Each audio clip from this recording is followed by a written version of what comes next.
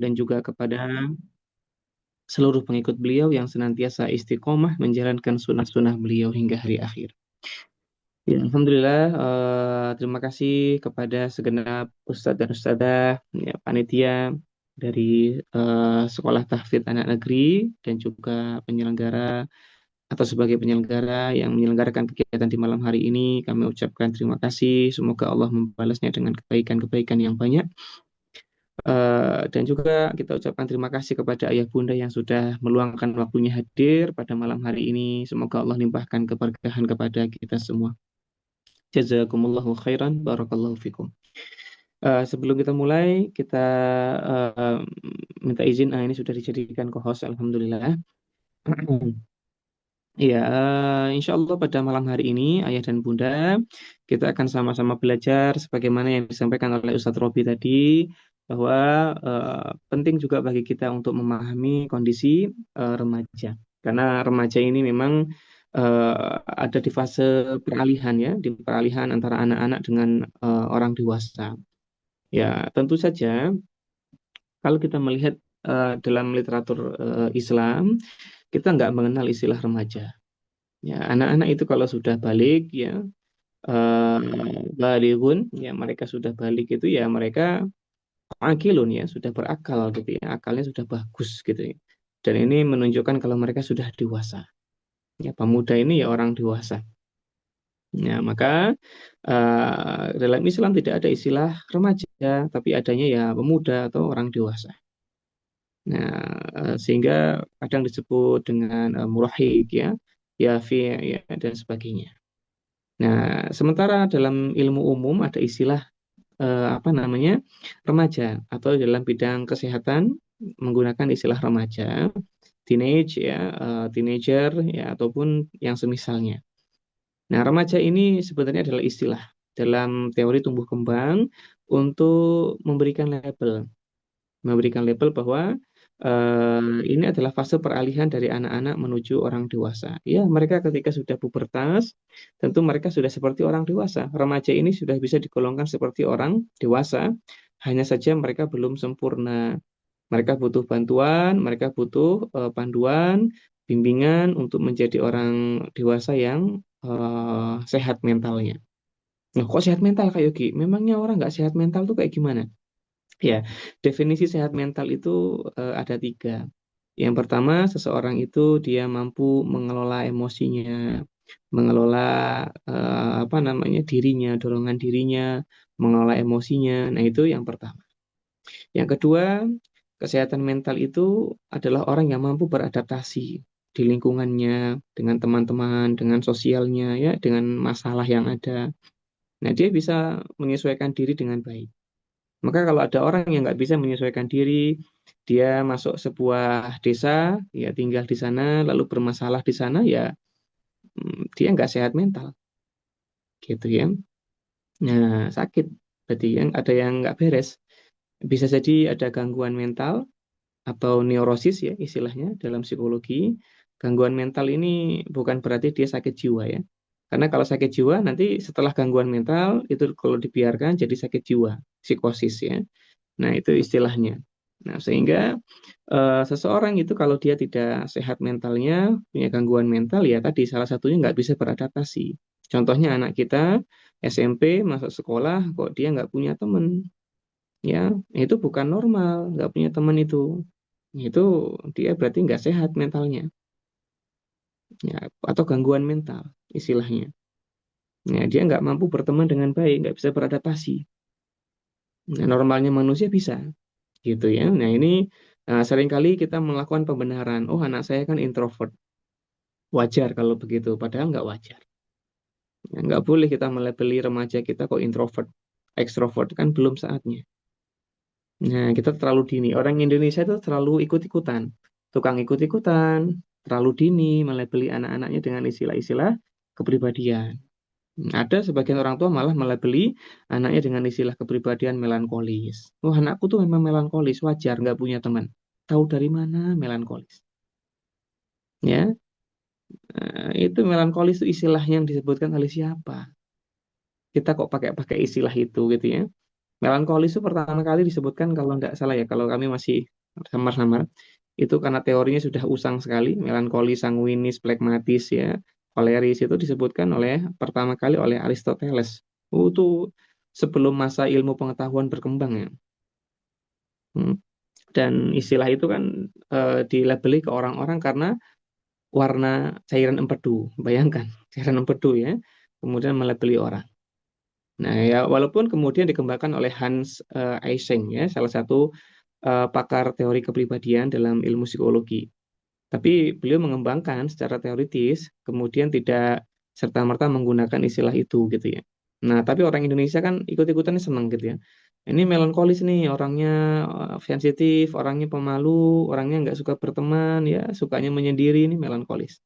Padahal bisa jadi itu gangguan mental gitu ya. Nah, maka ayah dan bunda yang mudah-mudahan dirahmati Allah Subhanahu wa taala, pada malam hari ini kita akan coba memahami bagaimana kondisi remaja kita dan buang jauh-jauh melebeli anak kita dengan istilah-istilah kepribadian. Karena tugas kita ketika menghadapi anak remaja itu berusaha membentuk kepribadian, bukan menetapkan atau mendiagnosa kepribadian dia. Nah, ini hal yang penting pada malam hari ini. Seringkali kita orang tua justru sibuk untuk mendiagnosa kepribadian anak-anak kita, bukan sibuk untuk membentuk kepribadian mereka. Nah, sebagian orang tua bahkan anaknya yang masih SD kelas 6, oh ini kepribadiannya nih koleris ini. Wah, dari mana? Itu dari tes pakai menggunakan rambut. Nah, pakai rambut ya di-scan loh, jadi ketahuan kepribadian anaknya. Dari mana? Kok bisa? Ya, anggota tubuh kok bisa menentukan kepribadian dari mana? Ya, ini sudah mirip-mirip ramalan ini kalau begitu ya, nggak bisa. Orang-orang psikologi aja nggak bisa itu anggota tubuh memprediksi apa namanya kepribadian, minat bakat, IQ, nggak mungkin, nggak bisa itu. Ya, ya, kalau anggota tubuh bisa memprediksi itu, wah itu luar biasa ya. Nah, tapi ternyata nggak bisa. Baik, kita lanjutkan untuk share materinya.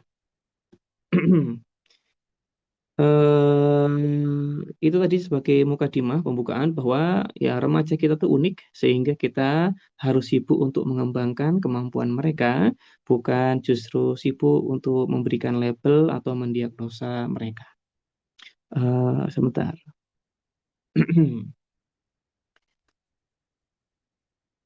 Mana tadi ini? Iya.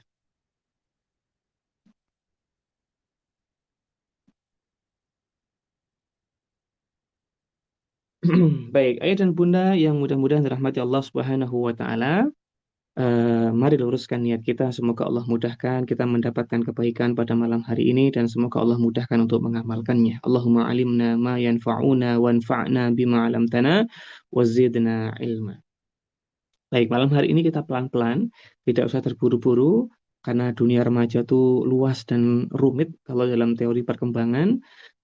Kami pun ketika menangani kasus-kasus anak remaja itu atau pasien remaja itu juga nggak bisa cepat-cepat, pelan-pelan sekali ya. Jadi beda sekali menangani anak-anak dengan remaja itu, waduh, eh, perbandingannya anak-anak itu kalau punya gangguan mental, kita cukup waktu bisa 5 pertemuan gitu ya selesai. Insya Allah Allah berikan kesembuhan gitu ya. Tapi kalau remaja itu bisa lebih daripada itu.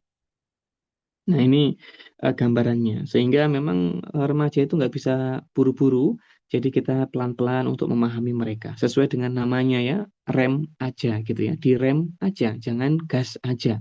Kalau digas aja, yang terjadi ya kita akan konflik terus dengan mereka.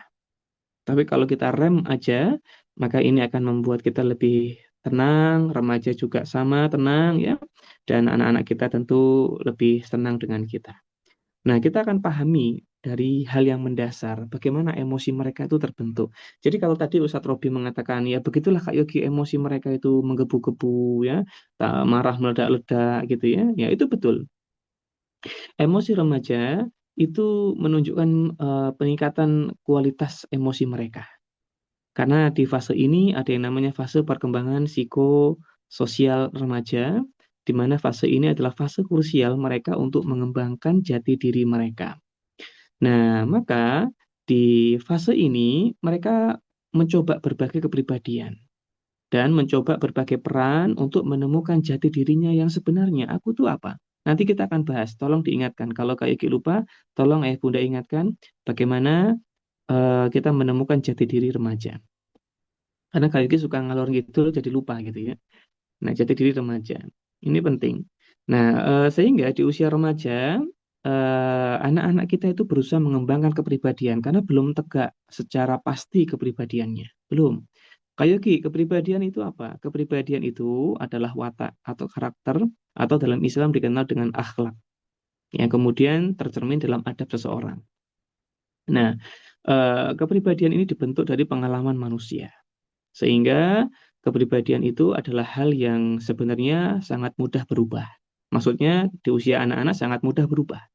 Tapi akan kemudian menjadi lambat dan semakin susah berubahnya di usia dewasa. Namun bukan berarti kepribadian tidak bisa dirubah. Kepribadian adalah sesuatu yang bisa dirubah, kepribadian adalah sesuatu yang bisa dikembangkan, dia trait yang bisa dikembangkan, bisa dirubah, bisa dimodifikasi. Sehingga kalau ada orang yang bilang namanya kepribadian orang itu sudah wataknya begitu, susah untuk dirubah. Makanya katanya lebih baik ngobatin orang yang watuk daripada ngobatin watak. Gitu ya. Padahal enggak juga. Watuk, batuk juga kalau enggak diobati, orang yang enggak sungguh-sungguh, ya dia enggak berikhtiar, dia enggak berdoa, ya enggak sembuh-sembuh juga. Kalau Allah eh, menghendaki itu enggak sembuh. Nah, tapi eh, watuk atau batuk, kalau Allah kehendaki sembuh, orang yang berdoa, berikhtiar, ya sembuh juga sakit batuknya. Nah, sama dengan orang yang punya kepribadian. Nah, kepribadian bisa berubah. Itulah kenapa Nabi Muhammad SAW diutus, salah satunya tujuannya adalah untuk memperbaiki akhlaknya manusia. Nah, maka kalau Nabi diutus untuk memperbaiki akhlak manusia, maka tentu saja ini menunjukkan bahwa kepribadian manusia, akhlak manusia bisa berubah.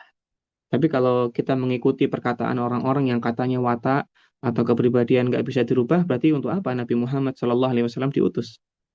Ya, inna mabu itu liutamima makarimal akhlak ya. Jadi Nabi SAW diutus untuk memperbaiki akhlak manusia, salah satu tujuannya. Nah, jadi ini jadi landasan kita. Jadi pembenaran kita kalau yang namanya kepribadian, akhlak itu bisa dirubah. Nah, maka tadi nyambung ke masalah apa istilahnya kita menguji. Wah, kita mau ngetes anak kita. Ya, bagaimana mungkin kita menguji sesuatu yang berubah, yaitu kepribadian, dengan sesuatu yang tetap nggak bisa berubah. Misalnya bentuk apa namanya sikut gitu ya, bentuk kaki gitu ya nggak bisa berubah gitu ya. Nah, memangnya kalau kepribadiannya berubah, anggota tubuh kita tadi jadi berubah kan nggak mungkin. Nah, maka tes-tes dalam dunia psikologi nggak ada yang kemudian itu mengacu pada anggota tubuh tertentu, ya nggak ada ya. Kalau kepribadian, IQ, minat bakat kan bisa berubah semua. Nah, karena kalau sekarang diukur, IQ-nya 100, kepribadiannya A misalnya, bakatnya B, minatnya C, nanti 2 tahun lagi berubah ternyata ya. Apakah anggota tubuhnya jadi berubah? Nah, kan repot kalau kayak gitu ya. Maka tes dalam bidang psikologi tesnya bisa tertulis. Ya, ada yang namanya proyektif dan tes non proyektif. Yang susah yang non proyektif. Enggak semua psikolog juga bisa itu yang non proyektif. Baik, kita lanjutkan.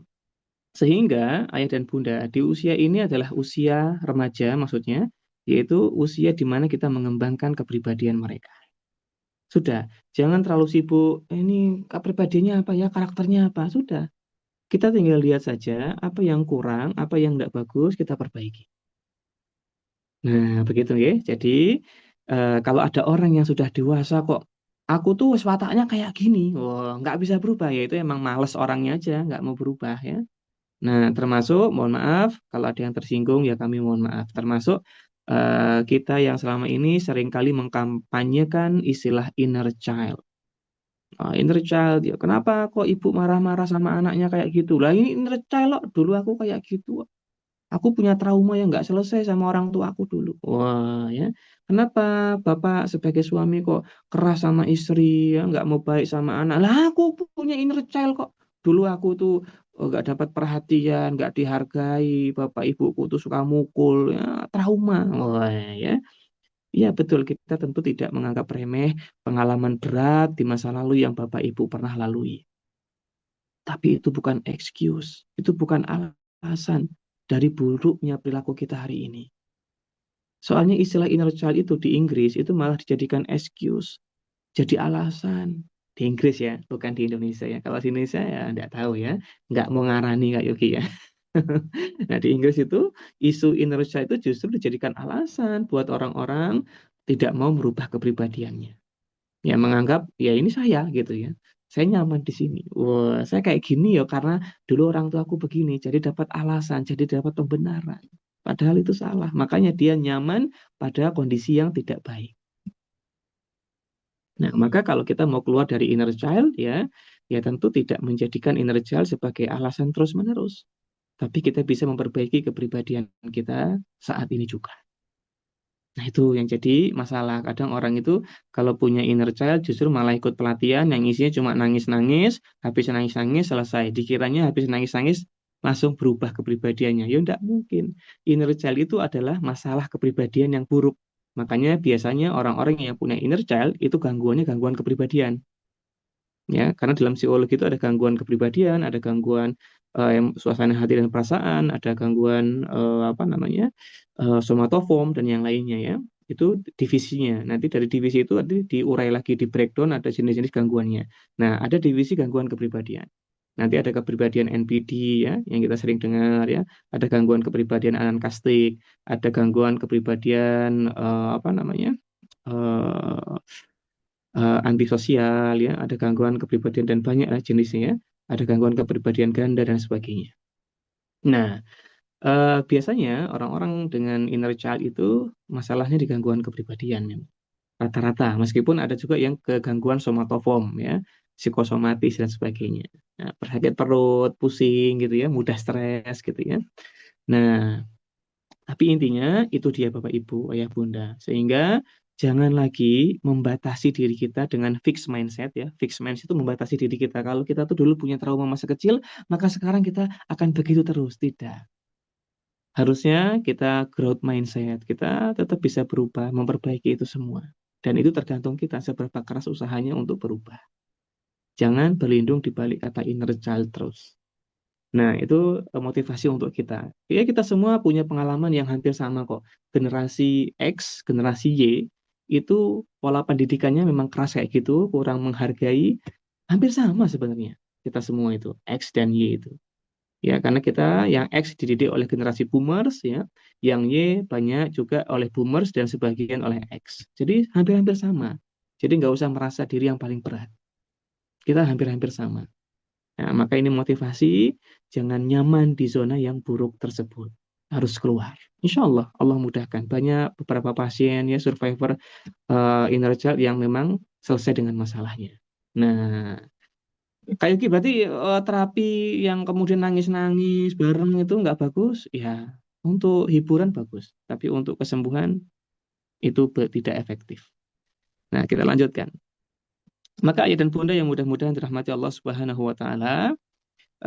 Maka begitu pun dengan remaja. Tadi kita memahami kondisi remaja, bahwa remaja kita ini adalah sosok yang dia belum terbentuk kepribadiannya dan kita sebagai orang tua yang membentuknya. Nah, dan kita sebagai orang tua juga yang membantu untuk remaja kita menemukan jati dirinya. Nah, nanti kita akan lihat di antara capaian-capaian remaja itu apa. Nah, Bapak Ibu bisa catat karena ini nggak ada di sini. Ini ada di catatan kaki kami ya. Nah, maksudnya catatan kaki itu bukan kaki sebenarnya. Maksudnya kita catat selain di sini di materi ini. Jadi Bapak Ibu, keberhasilan remaja dalam menemukan jati dirinya itu adalah ketika remaja itu punya tiga aspek yang terpenuhi atau tiga hal, tiga ciri-ciri yang dipenuhi. Yang pertama, Remaja dikatakan telah menemukan identitas dirinya atau self identity. Ini teorinya Erikson ya, Erik Erikson tentang identity versus misidentity. Nah, remaja dikatakan menemukan identitas dirinya itu ketika dia memiliki tiga ciri ini. Yang pertama, dia punya orientasi karir atau pilihan pekerjaan di masa mendatang. Nah, kita nih orang Indonesia sering banget menganggap remeh masalah orientasi karir anak-anak kita. Kayak gitu sering banget ayah bunda em, sharing ya atau mengisi atau kajian bersama anak-anak remaja kita yang SMP dan SMA. Dan juga sering ketika kayak gitu bertanya kepada mereka, mayoritas mereka nggak bisa jawab apa yang akan Anda lakukan ketika Anda sudah dewasa. Atau apa cita-cita Anda, apa yang ingin Anda lakukan ketika sudah besar. Itu mereka nggak bisa jawab. Dan seringnya mereka jawab nggak tahu. Ini menunjukkan bahwa mereka nggak tuntas perkembangan psikososialnya. Dan apa dampaknya kalau ini nggak tuntas? Ini akan berdampak kepada masalah emosional. Pengelolaan emosinya jadi buruk, pengelolaan dirinya, kontrol dirinya jadi buruk. Makanya kita nggak heran, anak remaja kita udah masuk pondok nih ya, udah keren lah di pondok. Tapi pas pulang ke rumah, kok nggak bisa ngendaliin dirinya. Main HP terus-terusan, ketika adzan berkumandang nggak segera datang mengerjakan sholat ya. Ketika ayah bundanya meminta tolong nggak segera untuk membantu ya, bahkan ketika dinasihatin marah meledak-ledak. Itu yang terjadi Ustadz ya, Ustadz Robi ya, ini terjadi realitas. Faktanya begitu, banyak anak-anak kita di ma'had, di pondok itu kalau pulang ke rumah nggak kelihatan bekas mondoknya. Ya ini karena mungkin kita selalu mengabaikan salah satu hal capaian identity mereka yang harusnya dikembangkan dari SD, yaitu kalau besar kamu mau jadi apa nak. Sebagian orang tua ketika anaknya mengatakan, Bunda aku mau jadi pemain bola. Apa kata ibunya? Halah nak, jadi pemain bola mau jadi apa kamu? Oh, gitu ya. Padahal ibunya sendiri nggak tahu tentang bola. Ya, padahal ibunya nggak tahu ada sosok yang paling kaya ya di dunia salah satunya. Followernya paling banyak di dunia saat ini ya. Baru bikin Facebook saja sudah jutaan subscribernya, yaitu Cristiano Ronaldo. Terus ibunya malah bilang ke anaknya, mau jadi apa kamu? Nah itu Cristiano Ronaldo, orang paling kaya, paling terkenal. Ada Lionel Messi, ibu tahu apa? Paling ibu tahunya cuma Taufik Hidayat kan. Kan gitu dalam hatinya remaja. Maka ketika ibu mengatakan sesuatu yang ternyata sesuatu itu tidak rasional bagi remaja, hati-hati. Anak kita rasional kalau udah remaja. Dikatakan oleh Albert Bandura, kemudian Jean Piaget ya, anak-anak kita ini dari Jean Piaget, Albert Bandura itu adalah pakar-pakar tumbuh kembang anak yang meneliti tentang bagaimana perkembangan kognitif atau otak anak-anak kita. Nah, beliau-beliau mengatakan bahwa anak-anak di usia remaja ini punya cara berpikir yang khas, yang disebut dengan cara berpikir apa namanya operasional formal. Jean Piaget bilang begitu. Sehingga di fase ini anak-anak kita memiliki tingkat rasionalitas yang tinggi. Ketika ibunya bilang mau jadi apa kamu? Lalu dia tahu ada Ronaldo, ada Messi, ya. Wah, Indonesia apalagi sekarang Indonesia lagi ramai dengan pemain-pemain apa namanya diaspora ya. Nah, coba bayangkan mau jadi apa? Berarti ibunya nggak rasional. Dan remaja akhirnya merasa dirinya lebih rasional daripada ibunya. Kalau sudah seperti ini, bagaimana mungkin dia mau mendengarkan ibunya? Maka ustadz, guru-guru ya, ibu dan ayah, kalau bicara sama remaja, minimal riset dulu sebelum membuat keputusan, membuat apa namanya, menentukan apa namanya aturan dan sebagainya. Kita nggak boleh egois. Dia bukan lagi anak-anak. Jangan perlakukan mereka seperti anak-anak. Karena itulah yang dilakukan oleh Nabi Shallallahu Alaihi Wasallam kepada remaja. Nabi Shallallahu Alaihi Wasallam tidak melakukan atau memperlakukan pemuda itu seperti anak-anak. Mungkin kita sering dengar nama-nama yang apa namanya sahabat Nabi yang terkenal ya, Zaid bin Thabit ya. Kemudian kita kenal dengan Abdullah bin Umar ya. Kita juga kenal dengan nama-nama yang apa namanya Usamah bin Zaid. Ya, ini sahabat-sahabat yang di masa-masa hijrah ya ke Madinah itu adalah usia-usianya 11 tahunan ke atas, remaja. Nah, Tapi di Bali itu ada nama-nama yang mungkin nggak populer.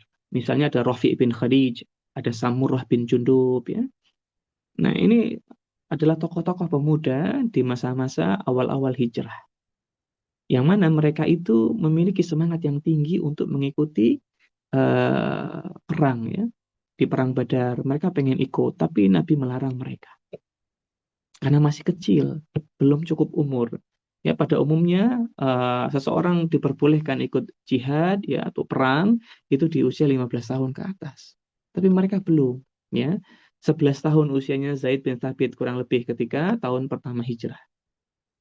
Ya, begitupun dengan Ibnu Umar dan yang lainnya. Masih kecil. Nah, ketika perang Uhud di apa namanya? Tahun 3 Hijriah, ya, maka anak-anak itu mengajukan lagi ikut perang dan tidak boleh, ya, karena masih kecil, ya. Dianggapnya masih kecil, tapi Nabi tidak kemudian mematahkan semangat mereka. Nabi mengatakan dengan motivasi, ya, memberikan dan membesarkan hatinya Zaid bin Thabit, ya, Ibnu Umar, meskipun mereka sudah berusaha merengek-rengek sampai menangis, ya, Masya Allah. Ya. Tapi di sisi yang lain, Nabi mengizinkan Samurah bin Jundub, Rafi bin Khadij, ya, karena mereka punya kemampuan, ya. Rafi bin Khadij punya kemampuan memanah, ya. Samurah punya kemampuan bergulat, ya. Nabi izinkan, Nabi dengarkan, Nabi lihat mereka. Setelah mereka menunjukkan keahliannya, mereka boleh ikut. Tapi tidak dengan Zaid bin Thabit, Ibnu Umar, tidak. Nabi tunda dan Nabi katakan, nanti di perang selanjutnya boleh. Dan benar, di perang Khandaq, mereka boleh ikut. Masya Allah. Usia mereka sudah di atas 15 tahun. Nah, maka di sini kita lihat Nabi Shallallahu Alaihi Wasallam menghadapi para remaja itu dengan lembut, ya. Nabi mendengarkan mereka, Nabi rasional, ya, melihat mereka, menjelaskan juga dengan rasional. Ini umurnya belum cukup, ya, kemampuannya belum mampu. Dan ketika Rafi bin Khalid menunjukkan kemampuannya, ya sudah, ini memenuhi syarat, gitu, ya, boleh. Meskipun dia umurnya hampir-hampir mirip dengan Zaid bin Thabit dan yang lain. Nah, di sini kita melihat bahwa di usia remaja itu kita tidak bisa yang kemudian otoriter, tidak bisa kemudian kita saklek sekali, tidak bisa kita kemudian memutuskan sesuatu berdasarkan cara berpikir kita saja tanpa mau memahami mereka. Namun harus dengan negosiasi, penghargaan, karena mereka suka dihargai. Kenapa? Nah, kita lihat, ya. Nah, remaja itu kenapa sangat suka dihargai? Karena di fase ini, di fase remaja itu, mereka punya yang namanya egosentrisme remaja. Kita mungkin yang pernah belajar tentang tumbuh kembang anak, kita tahu fase egosentris itu munculnya di usia 2 sampai 6 tahun. Ini lagi-lagi kita menggunakan teorinya Jean Piaget, ya. Nah, di usia ini, ya, anak-anak itu ada di fase praoperasional di mana mereka sangat egosentris, yaitu egois, ya, menjadikan dirinya itu sebagai pusat. Mereka mau apa saja harusnya dituruti, dan kalau nggak dituruti, mereka akan menunjukkan sikap agresif untuk melakukan atau mengendalikan lingkungan. Nah, makanya anak-anak tantrum, nangis, mukul-mukul orang tuanya. Ini termasuk sifat egosentris. Dan uniknya, egosentris itu muncul kembali ketika mereka sudah remaja. Ada dua ciri atau dua komponen utama kenapa remaja itu menjadi egosentris. Nah, cirinya apa? Egosentris remaja ada dua. Yang pertama ada yang disebut dengan imaginary audience. Nah, ini yang pernah belajar psikologi mungkin udah lupa-lupa. Kayak gitu juga kalau nggak ngulangi udah lupa ini, ya, karena ini sebentar pelajaran ini, ya. Ada yang namanya imaginary audience dan yang kedua ada yang namanya personal fable. Nah, imaginary audience itu adalah keyakinan yang dimiliki oleh seorang remaja, ya, bahwa dia itu diminati oleh orang lain. Orang lain itu perhatian atau memperhatikan dia. Atau perilaku dia atau diri dia itu menarik perhatian lingkungan. Jadi dia merasa seolah-olah menjadi sorotan oleh lingkungan. Itu yang disebut dengan imaginary audience. Nah, ini kan persepsi dia aja, padahal orang lain mah bodoh amat gitu. Ya, gurunya Ustadz Robi misalnya nggak peduli gitu, maksudnya dia mau, ya, nggak terlalu ya, apa ya, kita nggak perhatian sama dia, maksudnya kita nggak takjub sama dia, nggak gitu. Tapi mereka merasa lingkungan itu takjub sama dia gitu, memperhatikan dia gitu. Sehingga ini menjadi alasan kenapa remaja itu berusaha tampil maksimal. Yang dulu nggak peduli sama rambut, sekarang rambutnya pakai pomade, wah, gitu, ya. Nyukur itu nggak mau lagi 1 senti. Makanya hukuman di pondok yang paling efektif yaitu digundul. Karena mereka nggak mau, takut dilihat jelek sama lingkungannya. Ya. Nah, kemudian imaginary audience ini membuat seolah-olah mereka itu jadi pusat gitu ya, pusat perhatian. Nah, ini yang membuat mereka, para remaja kita, itu jadi sensitif terhadap kritikan, jadi sensitif terhadap komentar-komentar yang buruk, dan ini akan membuat harga diri atau self-efficacy mereka rendah. Self-esteem mereka jadi rendah. Nah, ini bahayanya ya Bunda kalau kita sering marahin remaja, sering berkomentar negatif ya. Kadang tuh kita tuh dengan ringannya bilang, "Ah, Kak kamu tuh udah besar kok jadi beban keluarga." Wah, itu kadang ringan, kadang kita merasa Allah dia kan udah besar, dia bisa mengoperasikan kata-kata atau kalimat yang saya ucapkan ini maksudnya nggak begitu. Hmm, tapi mereka justru sebaliknya sangat sensitif dan mereka akan memasukkan itu ke dalam hatinya. Maka hati-hati kita yang sering marahin remaja, yang sering berkomentar negatif, kamu tuh nggak ada gunanya udah besar. Kami pernah punya pasien, beberapa, dan bahkan seringnya, pasien yang remaja, yang SMP, yang SMA, bahkan yang kuliah paling banyak, itu seringnya merasa harga dirinya rendah. Dan coba tebak, siapa yang membuat harga dirinya rendah? Iya, benar, ayahnya. Ayahnya sering memaki, merendahkan dia. Kamu tuh anak susah, beban. Kamu tuh nggak berguna, itu keluar dari lisan seorang ayah. Dan itu keluar di saat remajanya mengalami fase yang disebut audience imaginer. Kacau sudah kalau kayak gini. Nah, ini kenapa Nabi tidak kemudian mengatakan, alah, Zaid bin Sabit, kamu tuh nggak ada kemampuannya, nggak usah ikut perang Uhud. Nah, nggak begitu Nabi. Nabi justru memuji kemampuannya, menenangkan jiwanya, dan memberikan semangat. Nanti kalau di perang berikutnya kamu boleh ikut. Ini harusnya begitu. Bukan membuat mereka jadi rendah, membuat mereka jadi merasa sakit. Betul, mereka sudah besar, tapi bukan bukan berarti mereka layak untuk diejek, untuk direndahkan dan sebagainya. Ingat, ada fase yang namanya imaginary audience. Nah, ini kenapa mereka jadi lebih perhatian. Ada jerawat dikit di mukanya langsung, aduh nanti jelek, nanti nggak mau apalagi perempuan ya, imaginary audience-nya lebih tinggi. Nah, kemudian yang kedua ada yang namanya personal fable. Di mana personal fable itu artinya adalah remaja punya keyakinan atau kepercayaan dalam diri mereka bahwa mereka tuh unik. Mereka serba bisa, mereka punya kemampuan. Faktanya di dunia remaja seringkali pembulian itu menjadi musuh terbesar mereka.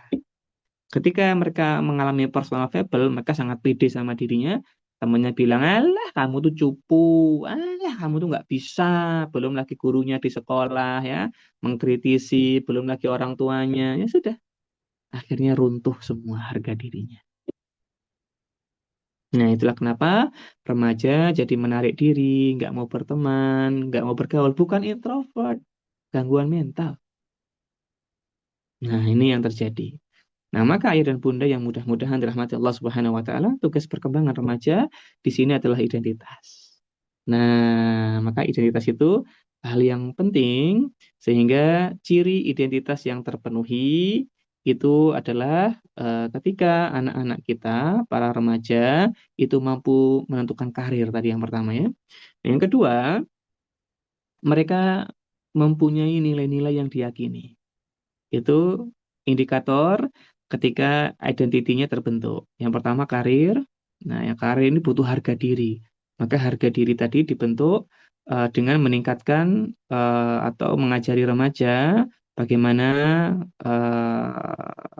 apa namanya tidak merendahkan mereka tadi ya, berusaha meyakinkan kemampuan-kemampuan mereka ya, karena tadi ada yang namanya imaginary audience ya, personal fable itu perlu dikembangkan, bukan malah direndah-rendahkan. Ini agar dia lebih pede kalau ditanya mau jadi apa. Nah, tugas orang tua di fase ini adalah membantu remaja menemukan kemampuannya, keahliannya, minatnya, lalu mendukung mereka.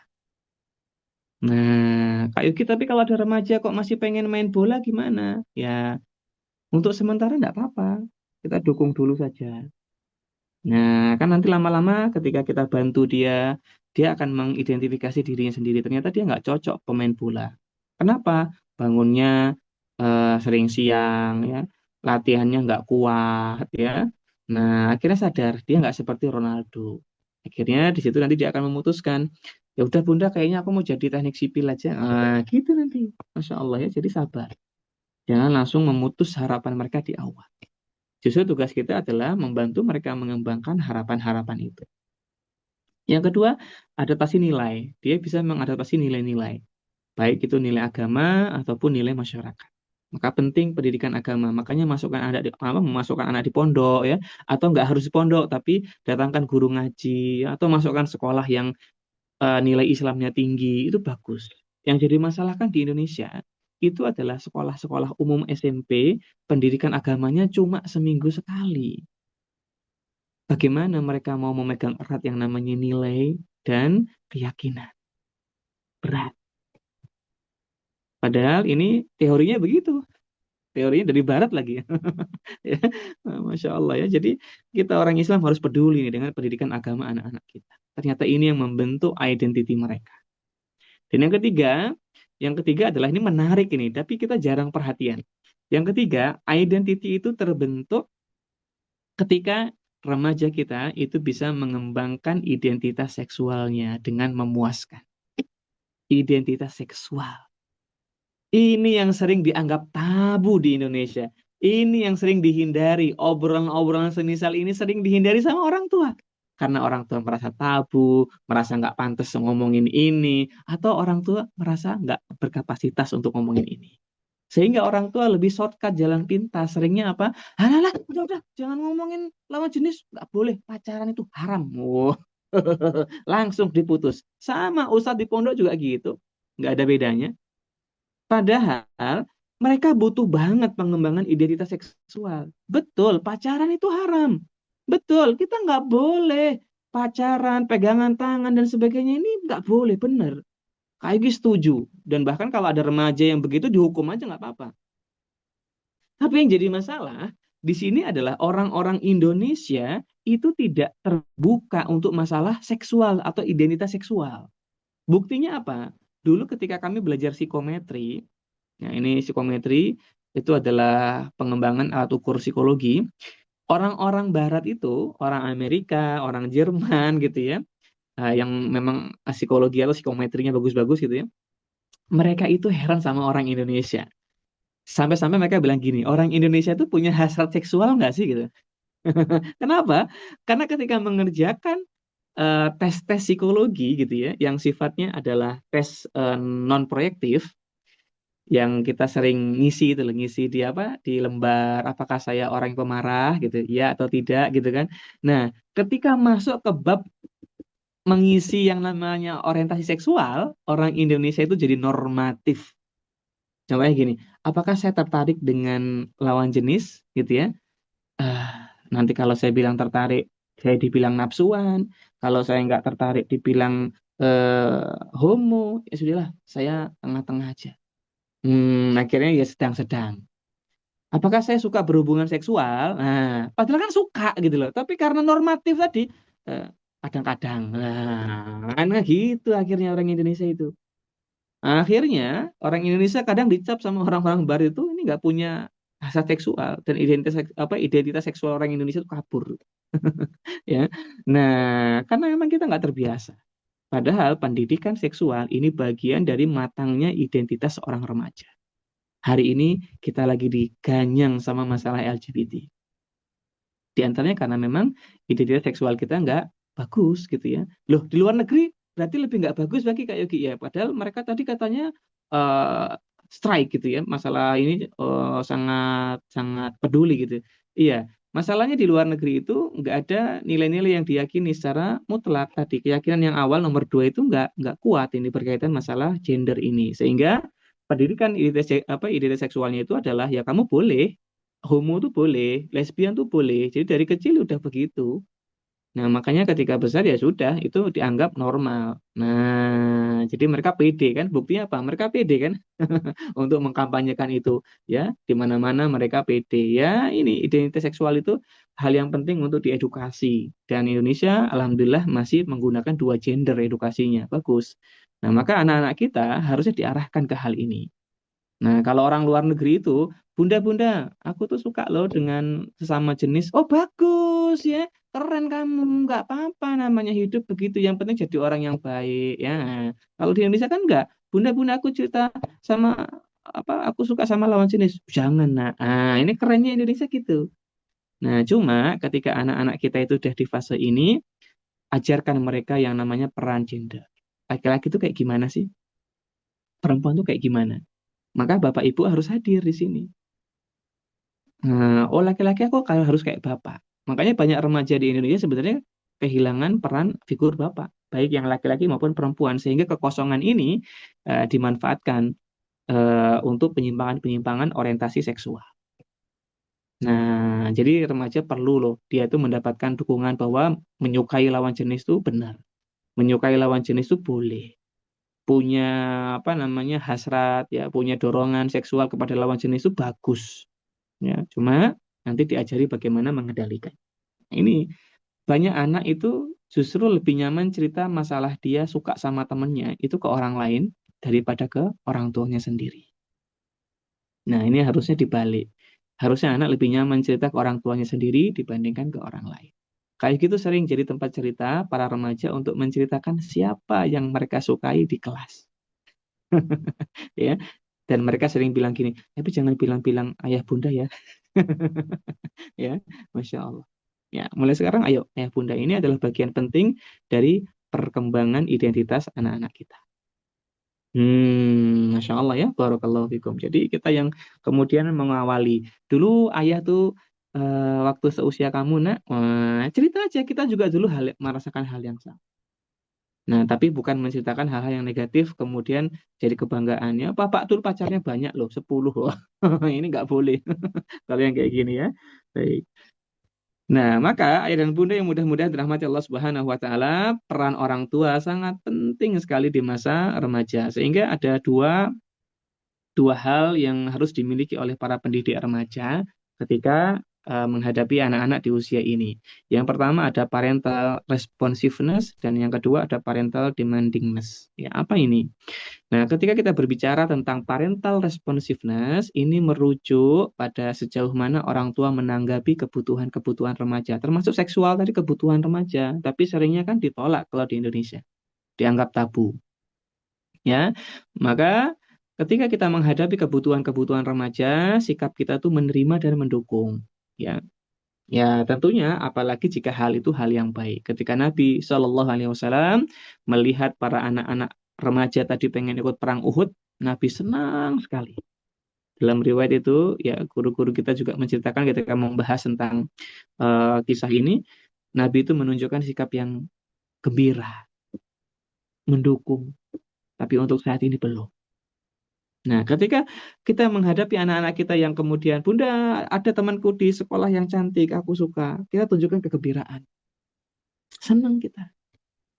Karena akan susah kalau anak kita malah nggak suka sama lawan jenisnya. Maka tunjukkan senangnya hati kita. Masya Allah.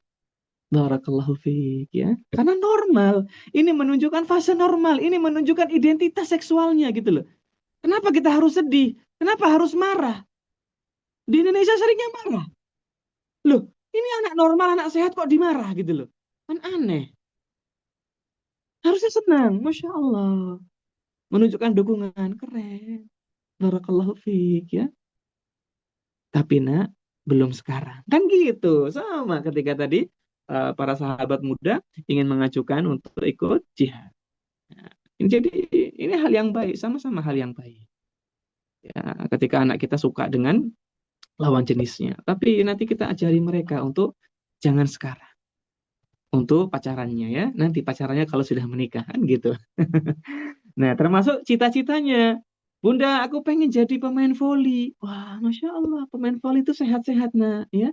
Badannya sehat, ototnya kuat, koordinasi motoriknya bagus. Ya, nggak kayak bunda sama ayah ini, ya. Paling kalau ngelempar bola voli ke depan, larinya malah ke atas. Kan gitu ya. Nah, ini menunjukkan, ya sudah kamu harus semangat latihannya. Dimulai dari rajin push up setiap pagi. Misalnya gitu ya. Coba bisa nggak rajin push up setiap pagi ya. Pemain volley itu minimal squatnya, wah itu 20 kali, satu kali repetisi. Dan itu harus 3 kali repetisi. Wah, gitu kasih tahu. Ayo, apa yang harus dilakukan oleh pemain volley setiap pagi gitu loh. Jadi malah manfaat buat anak kita. Tunjukkan. Dan nanti kita kasih batasan. Nah, kalau main volley jangan sama lawan jenis ya. Nah, jangan nonton volley-volley yang pemainnya lawan jenis. Misalnya laki-laki nonton volley perempuan, ini auratnya kemana-mana. Misalnya gitu ya. Baru ajarkan itu. Tapi tunjukkan dukungan dulu. Agar mereka lebih menerima. Maka ada istilah, we listen, we don't judge. Nah, ini istilah yang penting. Karena ini istilah teori bener ini. Teori beneran di dunia konseling. Makanya orang tua tuh harusnya ketika anaknya remaja lebih banyak mendengarkan. Oke, ketika anak umur 6 sampai 12 tahun, orang tua lebih banyak action dan mengambil keputusan, tidak masalah. Tapi ketika sudah 12 tahun ke atas, maka tugas orang tua adalah banyak mendengarkan. Nah, we listen, we don't judge. Gitu ya. Dalam sebuah penelitian, anak-anak perempuan di beberapa negara di Asia, terutama Asia Tenggara ya, itu diposisikan sebagai anak yang dimanja ketika usianya 6 tahun. Makanya ada istilah anak perempuan itu anak ayah. Ya, Masya Allah ya, bagus ini tentu bagus ya, ya karena kan kalau kita lihat dulu sejarahnya dalam Islam anak perempuan itu kan, aduh ini anak yang nggak berguna ini ya, nggak bisa membanggakan keluarga ini dikubur hidup-hidup di masa jahiliyah. Makanya di negara Asia, terutama Asia Tenggara senang ada budaya ini ya, anak ayah. Tapi di sisi yang lain kadang jadi ke anak laki-laki nggak begitu. Makanya banyak anak laki-laki yang kemudian justru dianggapnya kuat, dianggapnya keren, dianggapnya hebat, tapi malah jadi lemah. Atau sebaliknya, ada anak laki-laki yang dimanja juga berlebihan, ini juga nggak baik. Ya intinya adalah anak-anak yang di usia 6 tahun mendapatkan kasih sayang dekat sama orang tua, ini yang anak perempuan tadi anak ayah ya, menurut penelitian ini, nanti ketika remaja mereka lebih dekat, mereka lebih komunikatif sama ayahnya. Masya Allah ya. Nah, ternyata dampaknya bukan karena apa-apa, tapi dampaknya karena kelekatan. Anak itu lekat sama ayahnya dari kecil. Dan ini positif sebenarnya. Yang jadi masalah kalau ayah itu nggak adil. Lekatnya sama yang perempuan aja, yang sama laki-laki nggak. Harusnya lekat sama dua-duanya. Ya, sehingga anak itu sampai besar, nyaman untuk cerita, nyaman untuk dekat sama orang tuanya. Jadi kuncinya, kalau kita pengen menjadi orang tua yang nyaman bagi mereka, dekat sama mereka, mudah cerita, maka usahakan ketika anak kita itu di umur-umur 6 tahunan ke atas, ya kita dekat, sayang sama mereka, interaksi. Karena itu akan membuat mereka kedekatannya lebih tahan sampai mereka dewasa. Nah, terus kalau ada orang tua yang bilang-bilang gini, kayak gini anak saya itu kalau udah besar nggak mau ngomong sama saya, nggak mau cerita, sukanya di kamar. Ya udah, kita tinggal flashback aja. Dulu ketika anak umur 5 tahun, 6 tahun, 7 tahun, 8 tahun gimana? Sering nggak ngobrol sama dia, dekat sama dia, main bareng sama dia, jalan bareng sama dia? Sering nggak? Kalau enggak, kalau jarang, ya udah, itu konsekuensi yang harus kita terima saat ini. Nah, itu dia. Maka penting banget ternyata. Ya, itu ada penelitian jangka panjang ya, longitudinal research-nya kayak gitu. Maka parental responsiveness itu penting banget dan itu bisa dimulai nggak harus ketika anak kita remaja. Lalu yang kedua, parental demandingness gitu ya. Nah, ini menunjuk pada sejauh mana orang tua menaruh harapan dan tuntutan. Jadi orang tua itu wajib nuntut anak. Jadi wajib banget nuntut anak. Jadi jangan berpikir bahwa nuntut anak itu nggak boleh, nggak bagus. Enggak, justru wajib, apalagi kalau udah remaja. Nah, ini ngajarin mereka untuk bertanggung jawab.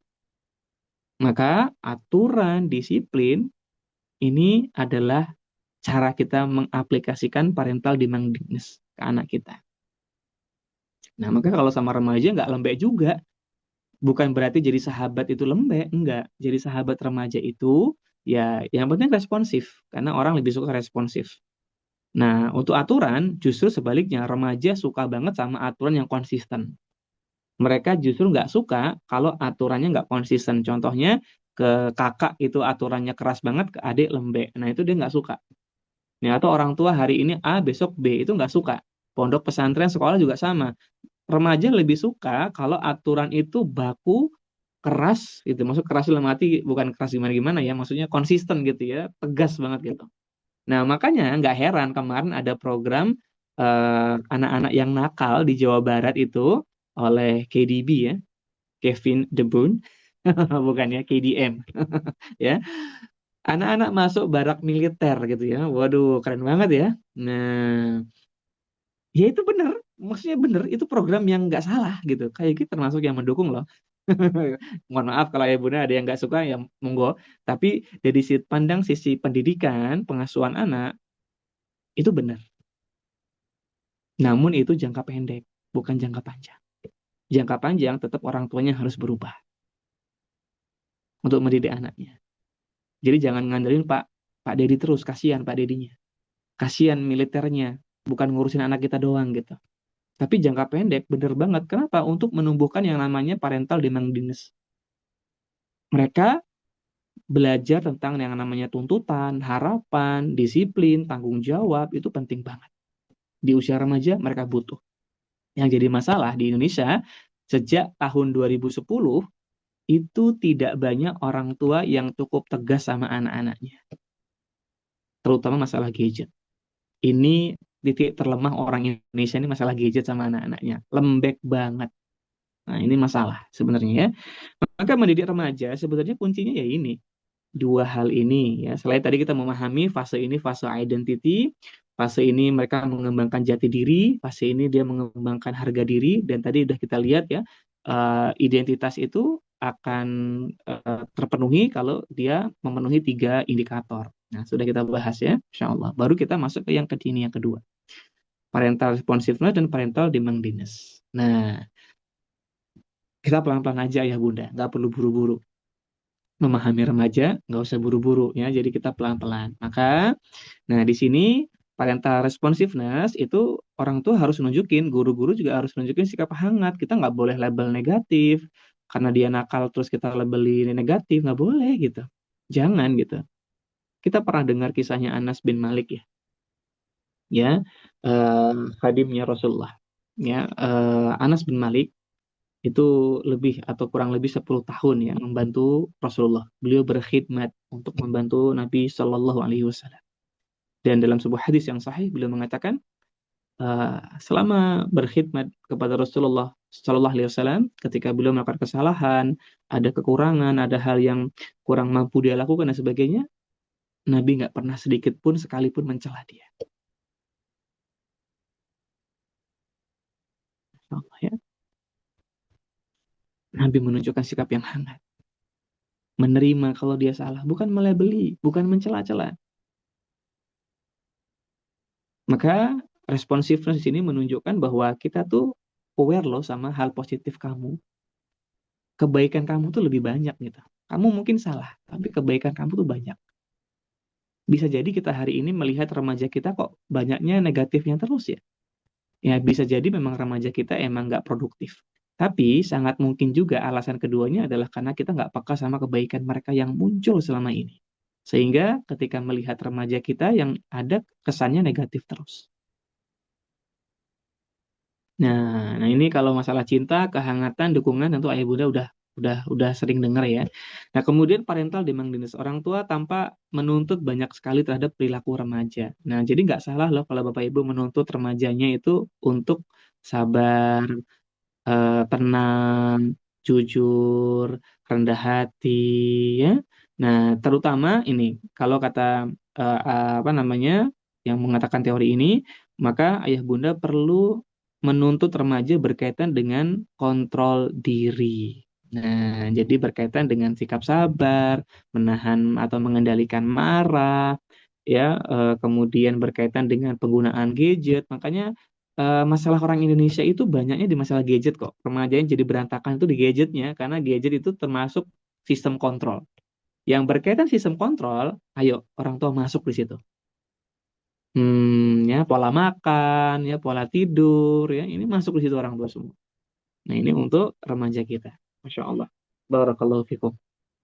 Nah kemudian kayak akan coba jelaskan terakhir karena sudah jam 21 nih ya Bunda ya, kayaknya kita langsung masuk ke sesi berikutnya. Nah, tapi sebelum masuk ke sesi berikutnya, nah identitas remaja itu adalah hal yang jangan sampai dilupakan karena urutannya membangun identitas, kemudian membentuk dua model ini. Atau bolehlah dua model ini terus identitas boleh. Yang penting jangan sampai lepas identitasnya. Karena kalau sampai identitas lepas, dua model ini jadi kayak kayak jadi susah gitu ya Bunda. Yang membuat dua model pengasuhan ini jadi mudah kalau identitas mereka juga dibentuk. Nah, maka dalam penelitian yang lain tahun 2006, identitas remaja itu juga mampu dikembangkan ya dengan cara apa? Yang pertama, identitas diri yang matang itu akan bagus atau akan berkembang apabila sudah memiliki pemahaman dan kemampuan menyesuaikan diri terhadap diri sendiri atau bahasa ringannya kontrol diri. Nah, jadi selain tiga hal tadi yang sudah kita bahas tentang identity, maka selain apa karir tadi kan, yang pertama karir, orientasi karir, yang kedua punya nilai-nilai yang diyakini, ya, yang ketiga identitas seksual. Nah, ada tambahan. Yang pertama kontrol diri, bisa ngendaliin diri. Bunda, aku mau motor. Nggak boleh nak, belum punya uang. Oke Bunda, bisa nahan kayak gitu. Wah, keren banget ya. Kemudian dia punya peranan dalam kehidupan sosial. Penerimaan sosial, kehidupan sosial itu hal yang nggak boleh diremehkan ayah bunda. Kadang kita nganggap bahwa anak kita punya banyak teman, itu berarti sudah tuntas tugas sosialnya. Enggak. Faktanya banyak anak kita itu yang banyak teman tapi hampa, tapi kosong. Faktanya banyak anak kita yang punya banyak teman tapi teman bayaran. Kok bisa teman bayaran? Gak usah pura-pura nggak tahu. Dulu ketika kita sekolah juga banyak kok. Kan mungkin kita ngalamin sendiri atau kita mengalami jadi teman bayaran juga, di mana kita berteman dengan anak orang kaya, kita sering atau kita senang berteman dengan dia karena ditraktir, karena dia royal. Itu. Jadi belum tentu banyaknya teman yang dimiliki anak kita itu nunjukin kualitas sosialnya. Meskipun anak kita ngerasa aku punya banyak teman kok, tapi kita yang paling tahu tuh ayah bunda gimana kualitasnya. Karena mereka mungkin belum bisa mengevaluasi dan mereka baru sadar bisa mengevaluasi nanti ketika mereka sudah di atas 12 tahun.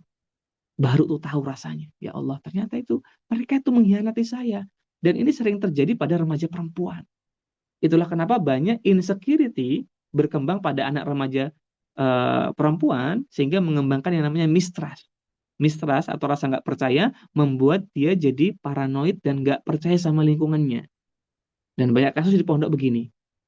Tiba-tiba anak perempuan yang kelihatan adem-adem kabur dari pondok, nangis sendiri, mau bunuh diri, ya, pingsan di kamar mandi, gitu. Ya karena ini masalahnya. Karena baru sadar, ternyata dia nggak punya kemampuan sosial. Selama ini teman yang main sama dia itu karena mungkin karena dia pinter, karena dia banyak uang, karena ya memang temannya senang sama dia karena dia mudah dibully dan sebagainya. Bukan karena kemampuan sosialnya. Nah, maka ini penting nih, kemampuan sosial. Dan yang terakhir, lingkungan keluarga. Lingkungan keluarga. Lingkungan keluarga menjadi penting banget. Nah, maka materi terakhir pada malam hari ini yang bisa kita sampaikan, ayah bunda rahimani wa rahimakumullah, untuk bab ini, ada beberapa hal, aspek yang harus dikembangkan oleh remaja di usia 12 sampai 18 tahun. Yang pertama, eh, kembangkan pemahaman diri atau identitasnya. Tadi udah kita bahas ya. Yang kedua, kembangkan hubungan mereka dengan orang tua dan keluarga. Ini penting banget. Banyak orang tua yang ngerasa bahwa ya udah deh wajar kalau udah remaja dia nggak berminat lagi sama orang tuanya, padahal enggak. Betul, mereka lebih tertarik atau curiosity ya. Dia pengen menggali lebih jauh tentang lingkungan dan pertemanannya. Tapi menurut penelitian di sini ya, ayah dan bunda dalam teori-teori perkembangan Albert Bandura dan yang lainnya, ternyata remaja itu sangat membutuhkan pengertian dan dukungan orang tua di masa ini. Sehingga mereka sebenarnya nggak benar-benar melupakan atau pengen jauh dari orang tua, enggak. Betul, mereka suka eksplorasi lingkungan lebih luas, eksplorasi dirinya, kemampuan dirinya. Tapi mereka butuh dua aspek penting dari orang tua, pengertian dan dukungan.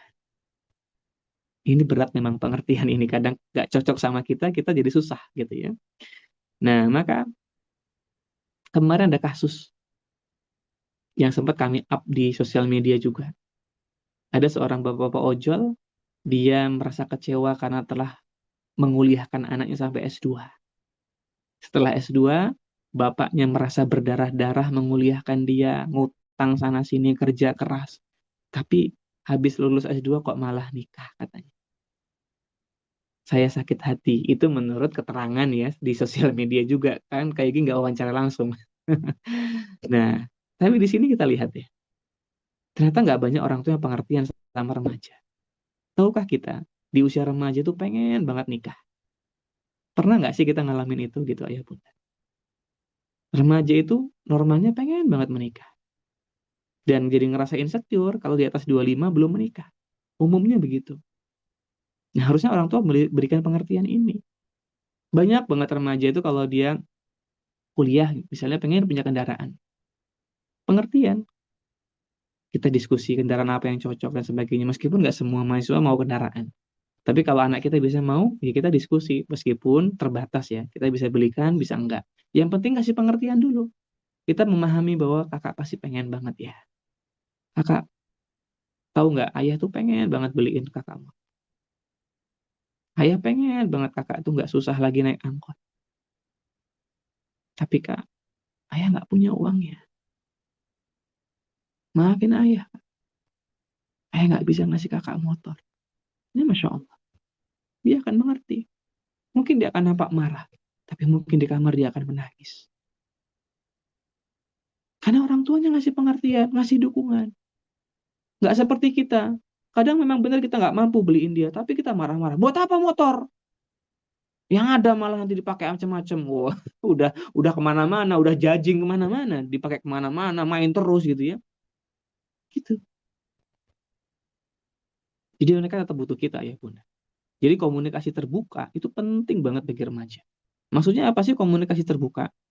Komunikasi di mana masing-masing anggota keluarga dapat berbicara tanpa adanya perselisihan. Jadi nggak dikit-dikit marah, nggak dikit-dikit kecewa, nggak dikit-dikit tersinggung. Dengerin dulu. Dan ini yang membuat keluarga itu jadi kompak. Maka remaja jadi nyaman mau cerita. Nggak dijudging, dikit-dikit dijudge, dikit-dikit dijudge. Nah, Masya Allah ya. Semoga Allah mudahkan. Kemudian yang ketiga, mereka butuh banget perkembangan hubungan dengan teman sebaya, Bapak Ibu. Remaja kita sangat sensitif banget sama yang namanya kelompok teman sebaya. Nanti tuh mereka akan ngerasa ini di remaja. Kalau di anak-anak yang penting banyak teman, bisa main bareng, ketawa ketiwi, happy mereka. Tapi ketika remaja nggak cukup untuk itu. Dia butuh yang namanya penerimaan. Karena di usia ini sudah mulai iri-iri, dengki, hasadnya tinggi nih di usia ini ya. Nah, saling menjatuhkan, saling naik di pundaknya yang lain. Ini banyak terjadi nih di usia remaja nih. Nah, maka mereka butuh kelompok, butuh penerimaan teman-teman yang setia, yang loyal, yang benar-benar mau bantu dia itu penting banget. Dan anak kita harus diajari kayak gini. Gimana caranya berteman, gimana jadi orang yang menyenangkan, gimana jadi orang yang gak egois, itu diajarin. Maka kesadaran akan kesunyian, loneliness, menyebabkan remaja berusaha mencari kompensasi dengan mencari hubungan yang tidak sehat. Gara-gara dia nggak punya kelompok yang menerima dia, akhirnya remaja mencari kompensasi. Entah ada yang pacaran, pacaran sama om-om, pacaran sama kuli bangunan. Ini banyak nih kasusnya. Ayah bunda nggak percaya nih, ada kasus mahasiswa arsitek, dia pacaran sama kuli bangunan. Yang lulus SD aja enggak. Habis itu hamil. Dan bukan masalah lulus SD dan masalah kuli bangunan, enggak apa-apa, oke lah terserah itu kerjaan yang hal kerjaan yang bagus. Tapi kuli bangunan ini umurnya 40 tahun ke atas. Remaja ini, mahasiswi arsitek ini masih usianya 20 tahun. Ini buktinya. Kami pernah nanganin pasien seperti itu waktu masih di puskesmas dulu. Jadi memang ini terjadi ya bunda. Maka penting banget orang tua membantu remajanya bisa punya kelompok teman sebaya yang bagus. Makanya kalau pulang ke rumah, fokus deh sama perkembangan sosial anak kita. Jangan cuma pelajarannya aja ketika di pondok, ketika di sekolah. sosialnya lebih penting kalau di usia ini. Masalah otaknya insya Allah bisa dilatih terus. Karena gurunya nggak kurang-kurang ngasih itu. Masya Allah ya. Tapi masalah teman kadang gurunya nggak nanya. Nah, itu ya Bunda ya. Dan yang terakhir, perkembangan moral religi. Maka pendidikan agama tetap menjadi hal yang pokok di usia remaja. Nggak boleh hilang. Makanya kalau mondok ya bagus. Ini bagus banget gitu ya. Nah, jadi ada 4 indikator remaja kita yang harus distimulasi di usia ini. Yang pertama adalah identitas. Yang kedua adalah perkembangan hubungan dengan orang tua. Yang ketiga adalah yang namanya teman sebaya, kelompok, penerimaan kelompok. Yang keempat adalah moral religiusitas. Masya Allah.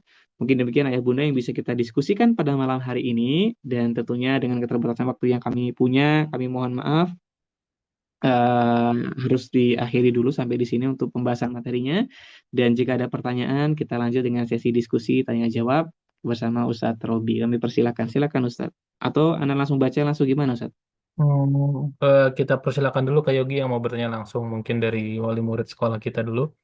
Kalau ada yang mau bertanya, silakan Bapak Ibu. Ada yang mau bertanya langsung, kita persilakan.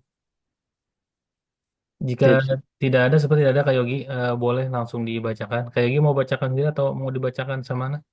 Wah, Masya Allah. Yang pertama, Anda bacakan sendiri Ustadz. Nanti Boleh, Ustadz boleh. tinggal pilih, minta tolong dipilihkan sama Ustadz yang mungkin Boleh. mirip-mirip biar nggak memakan Betul ya. waktu Ustadz. Baik. Baik. Mohon izin Ustadz ya untuk Silakan bacanya. Kak Yogi. Apakah nanti ada rekamannya? Ada. Alhamdulillah Ada. sudah. Jawaban. Pertanyaan pertama sudah kami jawab Ustaz ya. Baik. Hmm. Sudah kita jawab. Pertanyaan kedua. Ini gampang banget ya kalau ini ya. Baik, kita lanjutkan Ustaz. Assalamualaikum Kak Yogi. Bagaimana cara memperbaiki anak 13 tahun yang sudah kena mental karena situasi rumah toksik?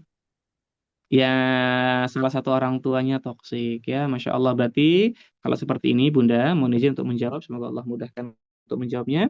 Eh, Ketika kita punya pasangan yang memang belum mau belajar untuk pendidikan dan pengasuhan anak, sehingga mereka masih menggunakan cara-cara yang menurut mereka benar gitu ya.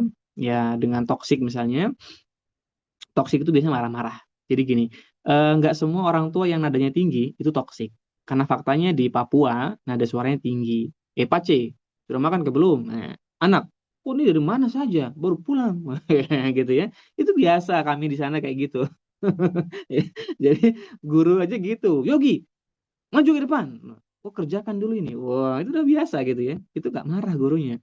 Nah, yang jadi masalah itu kalau pendidikan tuh marah-marah gitu ya. Nah, Sumatera Utara juga sama gitu ya, tinggi-tinggi nadanya. Tapi itu bukan marah. Dan banyak juga orang Sumatera Utara yang baik, yang maksudnya sukses dalam pendidikannya gitu ya. Orang Papua juga sukses pendidikannya. Ya, bukan bukan karena nada tinggi. Nah, tadi jadi nggak semua nada tinggi itu toksik. Tapi kalau marah-marah itu jelas. Ya, terlalu sering marah-marah. Toksik.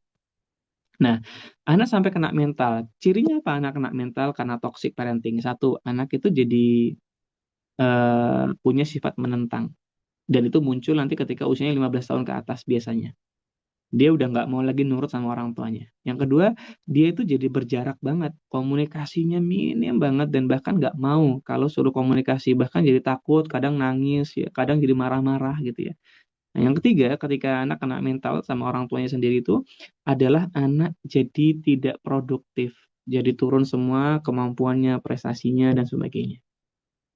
Nah, itu yang ekstrimnya kayak gitu sih. Nah, maka ketika kita mengalami hal yang demikian, tentu kita nggak bisa nih gitu ya, serta-merta langsung merubah pasangan kita. Butuh waktu bagi dia untuk berubah. Nah, tapi kalau untuk anak, kita bisa. Nah, yang pertama, jadilah orang tua yang kemudian ketika anak itu mendapatkan perlakuan yang toksik dan sebagainya, tentu nggak masalah kalau kita menjadi sosok yang kemudian mau memahami dia. Ya, kalau dia habis dimarahin dan sebagainya, kita tunggu. Nggak langsung, tunggu dulu beberapa saat ya. Mungkin 30 menit sampai 1 jam, biar semuanya cooling down, anak juga cooling down. Nah, nanti baru kita deketin, kita peluk ya. Kemudian kita tenangkan, Bunda sayang sama kakak ya. Bunda tuh sayang banget, Bunda bangga banget sama kakak. Tapi mungkin tadi yang disampaikan oleh Abi, ada benarnya juga sebagian mungkin ya kak ya. Coba kita diskusikan yuk, ngobrol berdua yuk. Kalau kakak udah siap, coba kita ngobrolin berdua tentang yang Abi sampaikan tadi. Mungkin Abi yang salah atau kita yang kurang memahami maksudnya Abi. Oh, gitu ya. Jadi memang nggak juga menyalahkan sosok yang toksik itu langsung, tapi kita membuat anak itu belajar untuk beradaptasi dengan sosok yang toksik ini. Nah, salah juga kalau ada orang tua yang kemudian memang ayahmu tuh gitu, susah bunda juga capek. Kalau gitu ya udah, anak jadi fiksasi namanya ya, masalah mentalnya. Jadi kita berusaha membuat anak punya toleransi. Jadi anak-anak kita di usia remaja itu Bapak Ibu, mereka sudah sampai ke tahapan perkembangan kognitif yang keren banget ya, bisa dibilang. Apa itu kerennya, Kak? Jadi di fase ini para ahli perkembangan kognitif mengatakan bahwa remaja itu mereka punya dua kemampuan yang berkembang. Apa itu? Yang kemampuan pertama secara kognitif mereka tuh punya kemampuan decision making yang bagus. Harusnya. Yang kedua, mereka mampu berpikir kritis, critical thinking, di mana ada proses analisis, ya, dia mampu menganalisa suatu mendalam gitu ya, keren banget nih. Kalau anak-anak belum bisa nih, kemudian bisa memahami sebab akibat gitu ya, sehingga mereka tahu nih apa problemnya. Kemudian yang terakhir solution, mereka problem solvingnya bagus. Nah itu kemampuan berpikir kritis. Nah dua hal ini itu adalah kemampuan paketan yang muncul ketika mereka sudah balik atau sudah pubertas atau sudah remaja. Nah, atau fase perkembangan otaknya disebut dengan fase operasional formal. Nah, ditandai dengan kemampuan berpikir yang abstrak. Bisa memahami hal yang abstrak. Misalnya Ar-Rahmanu 'ala arsistawa ya. Allah tuh beristiwa, menetap tinggi di atas ars. Itu mereka bisa paham di usia ini. Tapi anak-anak umur 8 tahun, 9 tahun nggak paham gimana. Tapi 12 tahun ke atas sudah bisa paham. Nah, itu termasuk hal yang abstrak. Surga neraka abstrak. Mereka bisa paham. Nah, maka di usia ini tugas kita adalah membuat mereka itu lebih mampu untuk menganalisa, sehingga tidak mudah menjudge juga. Makanya orang tua yang mudah menjudge anaknya, nggak boleh pacaran, kamu itu pasti pengen pacaran kan? Main HP terus, pasti main game kan? Wah, langsung dijudge. Ini justru nggak ngajarin berpikir kritis, karena nggak ngajarin analisa. Harusnya jadi orang tua, Kak, kok main HP-nya banyak banget sih? Apa sih yang dimainin gitu? Kak, kenapa sih suka sama lawan jenis? Apa sih yang bikin suka? Oh ini bunda kulitnya putih. Apalagi nak? Sebenarnya aku nggak suka terlalu putih sih. Aku lebih suka yang eh, sawo matang. Oh, analisa. Ngajarin anak analisa. Bunda aku suka anim. Oke, anim ini nggak boleh. Kayak gitu juga termasuk yang oke stop anim gitu ya untuk anak remaja. Tapi ntar dulu nih. Eh, kita coba untuk analisa dulu. Kita cari tahu alasan paling mendasar kenapa suka anim. Jangan-jangan karena kita juga ini penyebabnya ya. Nah, kenapa sih suka anim gitu ya? Apa anime yang kamu suka? Aku suka One Piece misalnya. Aku suka Naruto. Aku suka Demon Slayer. Aku suka apalagi gitu ya. Nah, cari tahu tuh Demon Slayer apaan sih ini? Misalnya gitu ya. Misalnya apa namanya? Tokyo Drift apa sih ini? Cari tahu anim-anim mereka itu. Kayak gitu jadi tahu karena nyari tahu gitu. Ini apa sih yang mereka suka? Kayak gitu nggak suka nonton. Karena nonton anime tuh capek banget gitu ya bunda ya. Nah jadi cari tahu apa sih ini One Piece udah berapa episode sih sekarang, ceritain tentang apa sih gitu. Nah kita justru ngajarin mereka berpikir analisis karena orang tua sabar mau menganalisa dulu, nggak kemudian langsung stop. Sehingga ketika kita ngobrol tentang One Piece, nah One Piece tuh gambarnya aneh-aneh orangnya, masa iya ada orang kayak gitu. Terus gambarnya nggak solid tuh, karakter perempuannya masa pakainya kayak gitu gitu ya. Iya juga sih bunda ya. Nah anak tuh jadi jadi bisa diajak berpikir kritis untuk membuat keputusan, bukan langsung orang tua yang memutuskan gitu ya. Jadi memang dua hal ini penting, termasuk ketika menghadapi salah satu pasangan yang toksik, kita ajak anak untuk menganalisa, kita ajak anak untuk menemukan problemnya apa, kita ajak anak untuk solving. Nah, ini cara untuk keluar dari masalah mental. Tapi untuk membuat dia bisa diskusi kayak gini, ya kita bikin nyaman dulu, Bunda. Caranya gimana kalau mereka punya trauma? Maka bikin momen-momen yang berkesan, momen-momen yang bahagia, momen-momen yang seru bareng mereka. Entah jalan bareng, masak bareng, cerita bareng, ngapain bareng gitu ya. Sampai itu selama 3 pekan, sampai 1 bulan. Dan kalau dia sudah cukup nyaman, baru kita ajak mereka untuk analisa, problem, dan solving. Mungkin begitu. Semoga Allah mudahkan, Bunda. Begitu, Ustaz. Afwan, Ustaz. Baik, Kak Yogi, terima kasih. Kak Yogi izin meneruskan pertanyaan Kak Yogi dari WA. Oh Eh, iya, Ustaz. Oh, Pertanyaan heeh. seperti ini Kak Yogi. Jadi Kak Yogi mau tanya bagaimana cara menumbuhkan semangat anak mau mondok kembali setelah anak kena bullying di pondok sebelumnya. Karena Mm-mm. kalau tidak mondok kembali atau di rumah ini anak ini terlalu sering main handphone atau susah lepas dari handphonenya Kak Yogi. Mm-mm. Silakan Kak Yogi gimana kira-kira? Baik. Ya, Masya Allah. Semoga Allah mudahkan untuk menjawabnya, Ustaz. Eh, yang pertama, kalau ada anak-anak yang dibully ya, ya Ustaz ya. Dibully itu berarti tadi ada indikator yang ketiga, yaitu masalah pertemanan dan penerimaan teman sebaya, penerimaan kelompok. Itu memang sensitif banget bagi pemuda. Apalagi tadi ya, mereka ada di dua fase tadi ya. Wah, di mana remaja kita punya fase egosentris, imaginary audience, dan juga personal fable tadi ya. Wah, itu mereka jadi kecewa banget sama dirinya itu saat karena egosentrisnya langsung dipangkas gitu aja gitu. Nah, jadi maka kenapa sih bullying itu begitu buat remaja trauma? Ini alasannya Ustaz. Karena ada fase yang disebut tadi ya personal fable, ada imaginary audience, itu kan harapan-harapan yang tinggi atas diri mereka sendiri. Tapi kenyataannya tidak sesuai gitu ya antara realitas dengan harapan dia. Yang terjadi ya tentu mereka akan jatuh banget, ibarat orang tuh yang jatuhnya sakit banget gitu Ustaz. Itulah kenapa traumatis banget bagi remaja yang dibully, apalagi dibully fisik. Luar biasa banget dampaknya.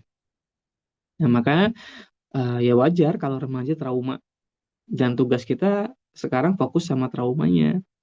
Traumanya udah hilang belum? Dan untuk menghilangkan trauma justru harusnya jangan main HP, Ustaz. HP itu justru membuat depresi, stres, dan trauma meningkat. Loh, kok bisa? Iya.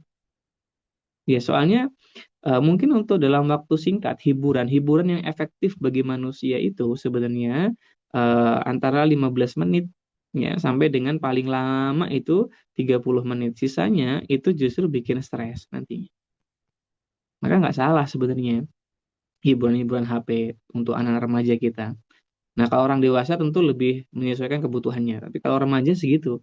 Maka kalau lebih dari 30 menit, lebih dari 1 jam deh, toleransinya 1 jam ke atas, ya udah, itu udah nggak sehat buat mereka. Dan menurut penelitian terbaru tahun 2020-2021, intensitas penggunaan gadget yang kemudian berkaitan dengan apa namanya sosial media, ya, nonton video dan sebagainya, itu membuat tingkat depresi manusia atau individu semakin tinggi, terutama mereka yang sudah punya kondisi depresi bawaan, maksudnya sudah depresi terus nonton gitu. Maka untuk anak-anak yang trauma, kami tidak sarankan mereka itu untuk menggunakan HP, apalagi berlebih-lebihan. Jadi solusi yang paling awal, ya HP-nya diambil. Kalau masalahnya trauma. Karena fokus kita orang tua menghilangkan traumanya dulu, nggak bisa dipaksa ke pondok. Mau pindah pondok sekalipun, ya nggak bisa kalau memang betul dia mengalami tindak bullying. Nah, dipastikan dulu ini beneran dibully apa ya cuma alasan karena nggak mau mondok gitu. Ini perlu dipastikan. Nah, kalau memang bener-bener dibully, ya berarti harus jangan dikasih HP. Kalau nonton ya nonton bareng aja, nonton di TV, smart TV, nonton bareng tuh boleh ditemenin, tapi yang jangan sampai mereka scroll-scroll sosial media sendiri, short sendiri, main game sendiri, jangan. Justru itu tidak membuat mereka keluar dari zona trauma, malah justru memageri. Memageri itu membuat nyaman traumanya, betah di dia. Jadi itu masalah pertama. Maka kalau pengen anaknya balik ke pondok, ya HP-nya di detox. Di detox itu berarti di stop total gitu ya, untuk sementara. Kalaupun dia mau, ya nontonnya bareng di smart TV sama orang tua. Itu langkah yang paling efektif begitu. Kecuali dia butuh banget nih, ya udah hiburan 15 menit apa ya oke lah, tapi selebihnya kita ambil. Kalau kepepet-pepetnya kayak gitu, kepepet-pepet banget gitu ya, kalau nggak bisa di detox, ya dia agresif, marah-marah misalnya ya. Nah, maka buat kesepakatan 15 menit aja sehari misalnya gitu. Yang kedua, cara menangani trauma itu adalah dengan meningkatkan harga diri. Maka anak-anak yang tadi ya mengalami harga diri rendah karena tadi ya kebutuhan egosentrisnya itu tidak ideal, ditolak mentah-mentah misalnya, dibully dan sebagainya, maka itu akan merendahkan tingkat harga diri mereka. Tugas kita meningkatkan kembali. Berarti sekarang di imaginary audience kita bangun pribadi mereka. Kakak itu cukup ganteng loh sebenarnya, Masya Allah. Ya, kakak tuh tingginya nggak pendek-pendek banget, ya. Lumayan lah untuk ukuran orang Indonesia, termasuk yang rata-rata deh. Misalnya gitu. Kakak tuh punya otot yang kuat ternyata. Kakak tuh punya ini. Jadi kita coba untuk bantu dia secara fisik dulu. Setelah fisik, baru ke kemampuan. Kemampuannya apa? Nah, biar dia besar dulu hatinya, lalu ketika masuk di fase kemampuan, dia bisa menguji dirinya sendiri. Maka di fase kemampuan ini kita perlu membuat dia jadi lebih mampu. Yang sebelumnya belum bisa masak nasi jadi bisa, yang sebelumnya bisa nyetrika jadi bisa. Jadi nambah kemampuan maksudnya yang sederhana yang bisa dilakukan. Itu untuk meningkatkan harga diri. Yang ketiga, harga diri anak itu bisa ditingkatkan dengan stimulasi sensorik motorik. Nah, ini teorinya Piaget juga, Jean Piaget. Jadi, sensorik motorik itu mampu membantu remaja kita meningkatkan harga dirinya. Maka penting bagi orang tua untuk ngajak remajanya interaksi dengan lingkungannya. Berarti kita perlu nih ngajak dia ke rumah Pak D-nya, bulenya, ajak dia main ke pantai, ajak dia main ke gunung, ajak dia hiking. Intinya, coba lebih banyak interaksi dengan lingkungan sebagai stimulasi sensoriknya dia. Bagus kalau ditambah dengan motoriknya. Ya, itu dia. Caranya meningkatkan harga diri yang berkaitan dengan imaginary audience. Kemudian meningkatkan personal fable. Nah, di sini remaja harus merasa dirinya itu memang betul-betul penilaiannya sesuai. Misalnya, aku tuh orangnya bisa main bola, coba bener nggak? Jadi mereka diajak konfirmasi kemampuan apa yang benar-benar mereka mampu sampai mereka itu personal fable-nya itu jadi realistis, jadi ideal. Nah, tugas kita membuat mereka menilai dirinya dengan ideal. Ini membantu harga diri meningkat. Kalau harga diri meningkat, insya Allah dia akan mau balik kembali ke pondok pesantren. Nah, semoga Allah mudahkan. Jadi langkah pertama, traumanya dulu. Yang kedua, harga dirinya. Yang kemudian kita tingkatkan. Wallahu ta'ala alam. Demikian Ustaz. Baik, Kak Yogi. Terima kasih, Kak Yogi, jawabannya. Kemudian selanjutnya bagaimana, Kak Yogi? Satu kesempatan untuk penanya langsung atau bagaimana? Monggo Ustaz, Boleh. silakan. Baik, kita beri kesempatan untuk yang resen Kak Yogi atas nama Bu Astra. Silakan jika ingin bertanya secara langsung.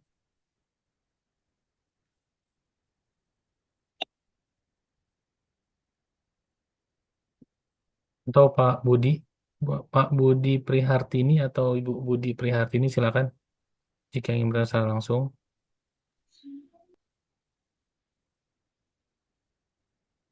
Bu Astra tadi, jadi? Bu Astra jadi ya. Assalamualaikum warahmatullahi wabarakatuh.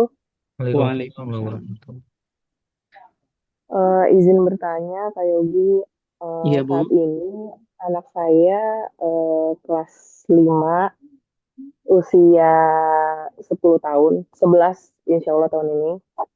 Mm-mm. Saya mau bertanya, saya itu lagi dalam kondisi eh, sedang dalam persimpangan jalan mau masukin anak ke pesantren atau mau ke sekolah full day. Karena berdasarkan apa yang dijabarkan sama Kak Yogi tadi, Mm-mm. sepertinya anak remaja ini butuh pendampingan gitu yang sangat besar gitu. Jadi baiknya gimana ya Kak Yogi, eh, anaknya ini gimana gitu. Soalnya kalau misalnya yang full day-nya pun sebetulnya 90% pelajarannya diniyah sih. Mm-mm. Jadi memang mau diarahkan, bukan diarahkan ya, maksudnya memang saya maunya basic agamanya tuh kencang gitu. Apakah harus pesantren atau sebetulnya di full day aja nggak apa-apa? Itu aja Iya. sih Kak Yoga. Assalamualaikum warahmatullahi wabarakatuh. Waalaikumsalam warahmatullahi wabarakatuh. Terima kasih Ibu atas pertanyaannya. Semoga Allah mudahkan untuk menjawabnya. Iya, tentunya ini dilematis ya. Ya orang tua itu kan pengen anaknya soleh, pengen anaknya pintar, dan banyak saran yang kemudian mengatakan bagus kalau anaknya mondok. Betul, itu nggak salah. Saran itu benar dan terbukti memang anak-anak pondok itu teruji ya secara ilmunya, secara apa kemampuan kemandiriannya ya, Masya Allah. Banyak kebaikannya ketika anak mondok. Bahkan di antara hal yang membuat kayak gitu kadang kalau ini bukan berandai-andai ya, ini motivasi diri sendiri. Kalau diberikan kesempatan gitu dulu waktu SMA gitu ya, pengennya mondok. Tapi karena di Papua nggak ada pondok waktu itu ya. Dan image-nya pondok itu sering kalinya dijadikan ancaman gitu. Kalau kayak gini nakal orang tua sering ancam, ayo tak masukin pondok ya. Jadinya pondok itu menyeramkan sekali gitu. Nah ini setelah sekarang, oh ternyata mondok itu penting sekali. Ya cuma kebagian mondok pas di kampus ya, di UI itu di kampus itu ada pondok mahasiswa. Dan itu wajib ya, untungnya diwajibkan. Jadi ngerasakan ternyata enak juga mondok. Masya Allah. Nah, intinya, Ayah dan Bunda, ketika kita menginginkan hal yang terbaik, ya kadang ada pengorbanan di situ ya. Karena nggak semua orang tua itu ternyata nyaman anaknya mondok, sedih ya, kehilangan itu hal yang wajar, Masya Allah. Dilema ya. Nah, dilema yang lain, banyak kasus sekarang ya. Ternyata di pondok-pondok itu bullying ya, pelecehan seksual ya, justru anak malah nggak terawasi juga. Aduh, jadi bikin ragu juga gitu ya. Nah, Masya Allah ini kalau sekolah tahfidz anak negeri, Insya Allah bagus ini ya. Masuk ya, Ustaz ya. Ya, Allah, Masya Allah. ya. Jadi tentunya yang pertama, Bunda, carilah pondok itu yang memang asatidahnya perhatian sekali. Perhatian sekali. Ya. Ustadz-ustadznya perhatian ya. Mereka punya pengalaman, orangnya lembut, yang memahami pendidikan. Ini bagus untuk anak-anak kita. Itu yang pertama yang harus jadi indikator ya gurunya. Guru yang kemudian sistemnya. Nah, meskipun pondoknya baru, pondoknya cuma kecil, tapi ketika ustadz-ustadznya pas Bunda ke sana ngobrol sama para ustadz-ustadznya, ternyata kayaknya ustadznya punya jiwa-jiwa pendidikan yang baik, ya, memahami konsep-konsep pendidikan. Ketika Bunda tes-tes tanya-tanya gitu kan, nah maka ini bagus, Masya Allah. Jadi tidak masalah, Ananda dipondokkan ke sana. Gitu. Jadi indikatornya itu sebetulnya. Karena tadi Bunda bertanya, kalau mau mondok kata Kak Yogi, anak remaja butuh banget ya bantuan. Iya betul. Karena kan mereka butuh identity, mereka apa namanya membutuhkan bagaimana biar mereka dekat sama orang tua, mereka butuh apa namanya lingkungan ya teman yang baik saat penerimaan kelompok dan mereka butuh perkembangan religiusitas atau moral. Nah, empat aspek itu menjadi pertimbangan penting untuk memondokkan anak. Oke, identitas gimana nih? Kita udah bantu mereka membentuk harga dirinya belum? Nah, kita udah tinggal nyari pondok yang memang pondok ini juga punya prinsip untuk mengembangkan harga diri anak-anak kita. Contohnya apa? Ya, pondok itu ada capaian-capaian akademis, ada capaian-capaian non-akademisnya, kemudian ada event-event, ada ekstrakurikuler yang memang membantu santri berkembang. Ini untuk mengembangkan identitas. Karena mereka butuh sekali untuk mengembangkan itu, termasuk pendidikan-pendidikan kepemimpinan, pendidikan-pendidikan tentang seksual, ini membantu mereka mengembangkan diri. Orientasi karir, ya, pendidikan karir itu penting. Sudah saatnya sekolah-sekolah Islam itu peduli dengan yang namanya pendidikan karir, pendidikan seksual yang lebih masif lagi, karena ini bagian dari identitas anak-anak kita. Nah, kemudian kalaupun cari pondok ya tentunya cari pondok yang orang tua bisa menjenguk sering gitu ayah bunda ya. Jangan cari pondok yang hanya bisa dijenguk 3 bulan sekali. Ngapain? Kalau kayak gitu nggak akan mondokkan di situ. Jujur, terserah ya. Sekolah tahfidz anak negeri misalnya 3 bulan sekali jenguknya ya kayak gitu nggak sarankan udah. Ya karena nggak ada ininya Ustadz, nggak ada penelitiannya ketika anak itu semakin lama nggak bertemu sama orang tua terus semakin mandiri itu nggak ada. Gak ada penelitiannya, semakin jarang ketemu sama orang tua, itu anak-anak kok jadi semakin baik. Gak ada. Justru sebaliknya, anak-anak itu paling butuh sama orang tuanya. Kelak di hadapan Allah juga yang akan diminta pertanggungjawaban ya orang tuanya, bukan gurunya. Lalu kenapa guru berusaha memisahkan anaknya dengan orang tua itu lama-lama? Ngapain? Kadang masalah anak-anak itu ketika dia bisa cerita sama ibu sama ayahnya selesai. Apalagi anak perempuan. Nah, jadi jangan jadi penghalang untuk orang tua dengan anak. Dengan dalih biar mandiri, biar anaknya bisa beradaptasi. Mana jurnal penelitiannya? Udah diteliti belum? Udah diriset belum? Udah teruji ilmiah belum? Itu penting. Karena kita nggak bisa menetapkan sebuah metode tanpa ada pengujiannya.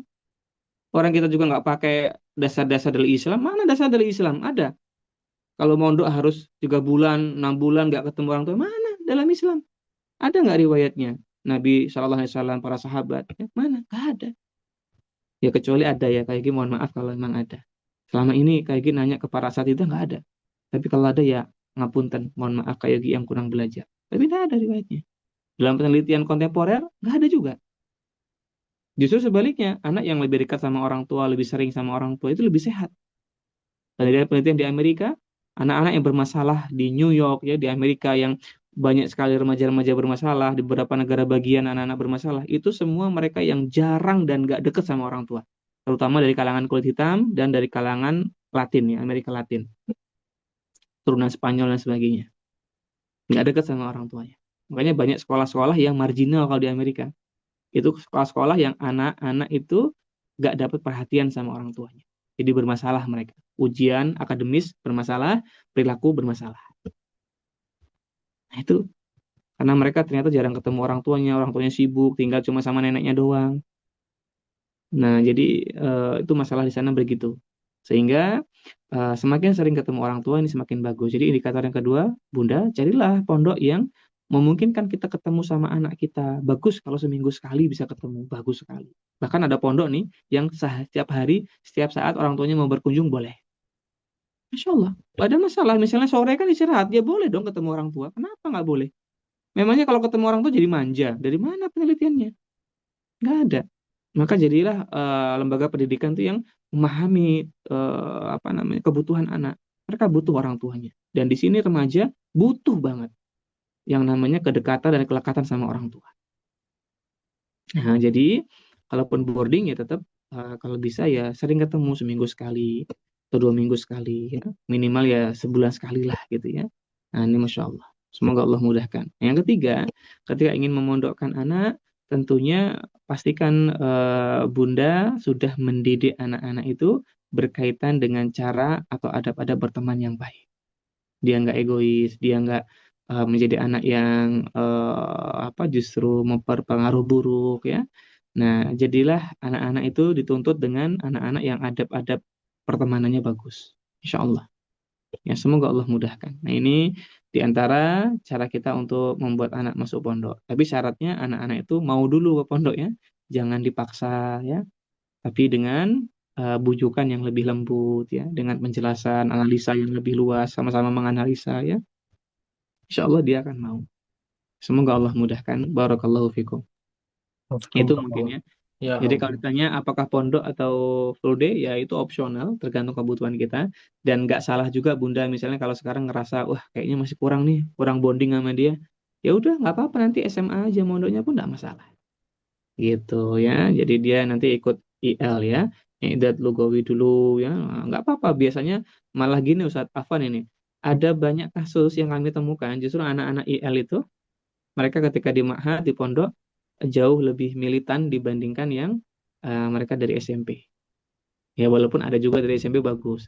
Tapi ternyata secara psikologis yang dari SMP itu udah ngerasa, ah bisa, ah jenuh, ah gini-gini aja gitu. Tapi yang dari Iqdad Lugawi itu kan karena dia harus belajar bahasa Arab ya, harus ngejar ketertinggalan. Jadi mereka semangat banget.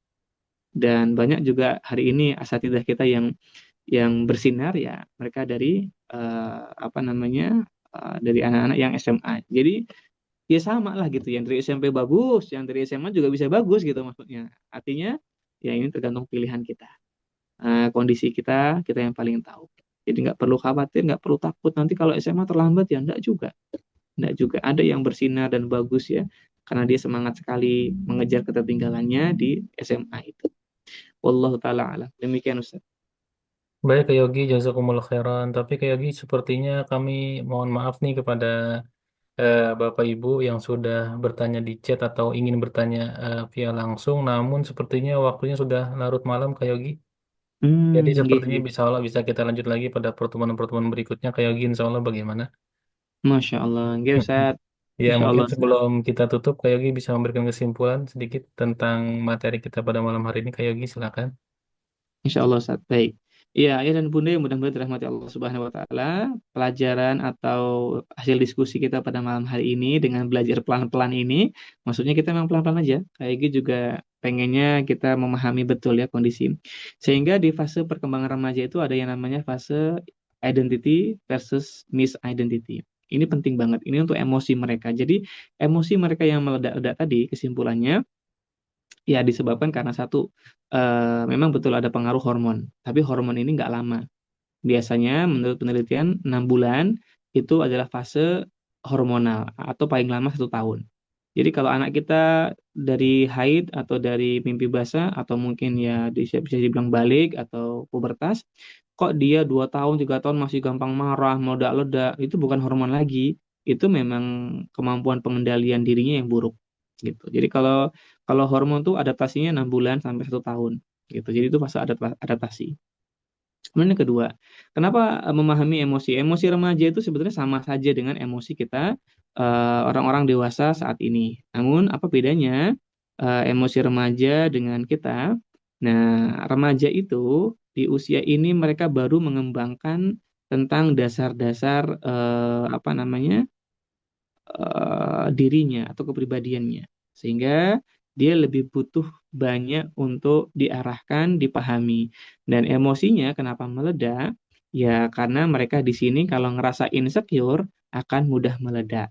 Nah, insecure itu apa, Kak? Insecure itu ketika identitasnya nggak cukup kokoh atau harga dirinya rendah. Makanya anak-anak kita yang sering marahnya meledak, itu menunjukkan bahwa harga dirinya rendah ya Bunda, dia dihantui dengan insecurity. Makanya ada anak nih, Ustadz Robi yang lebih pengalaman nih, kalau ketemu remaja kalem, tenang, itu karena harga dirinya udah bagus.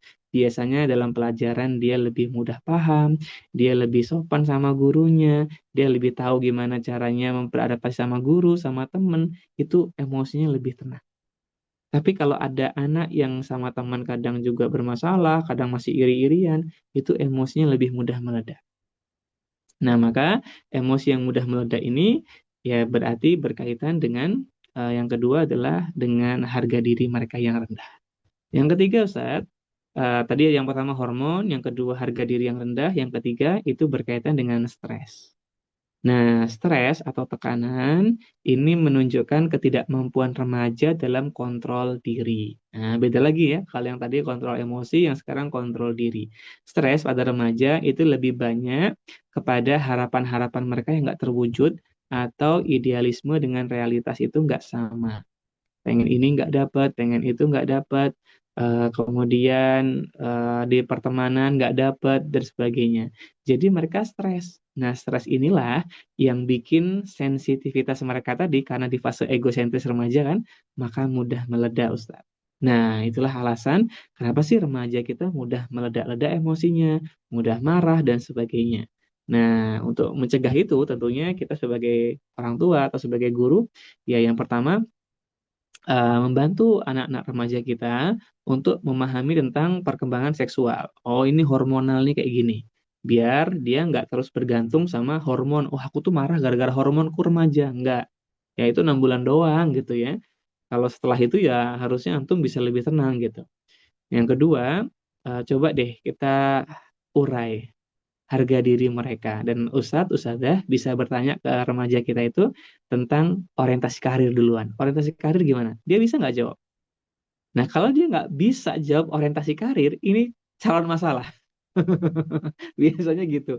Ini pasti meledak-meledak emosinya, susah diatur gitu. Jadi kalau dia bisa nyebutin orientasi karir, itu pertama secara apa namanya identitas dia lebih matang. Yang kedua, kita lebih mudah mendekati dia. Contohnya, Ustadz aku tuh pengen jadi ahli pertambangan. Itu nanti kalau kita mau deketin dia, kita tinggal baca-baca tentang pertambangan, lalu kita ngobrol, gimana? Abdullah masih pengen jadi ahli pertambangan? Pengen Ustadz. Oh, tahu nggak kampus mana yang bagus teknik pertambangannya? Oh, mana ya Ustadz? Oh, jadi nyambung, enak ngomongnya. Tapi kalau coba, kamu mau jadi apa besar? Nggak tahu. Kita mau ngomong apa sama dia? Susah masuknya gitu loh. Nah, maka penting orientasi karir itu dites. Gimana sih orientasi karirmu? Yang kedua, Coba tanya, gimana hubungannya dengan orang tua?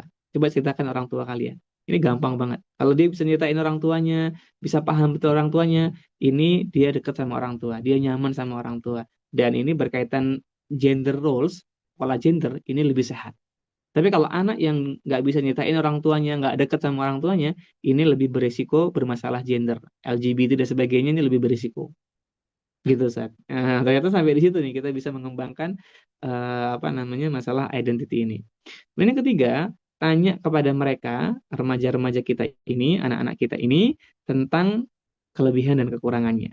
Minimal mereka bisa masing-masing nyebutin 5 kelebihan kekurangan dirinya. Ini membantu mereka untuk ngembangin yang namanya harga diri atau identitas dirinya. Dan yang terakhir, stres. Kalau stres, perlu kita urai sumber stresnya apa. Nah, ini di antara cara kita untuk memahami kondisi emosi remaja kita. Mungkin kalau disimpulkan seperti itu, terima kasih Ayah Bunda, jazakumullahu khairan, barakallahu fikum.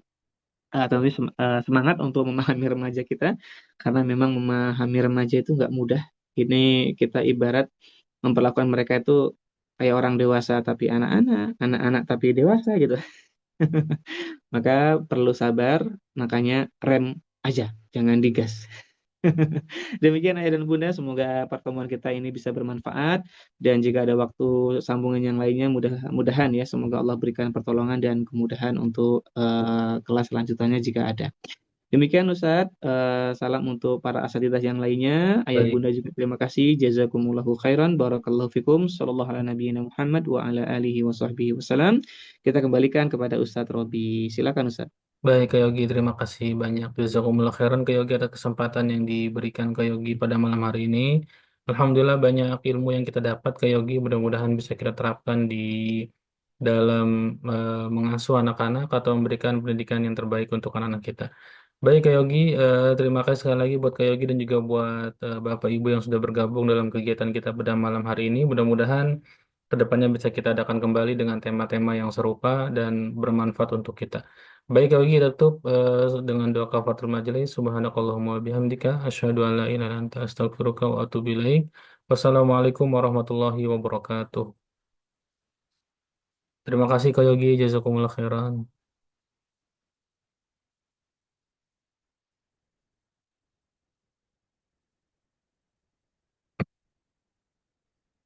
Assalamualaikum warahmatullahi wabarakatuh.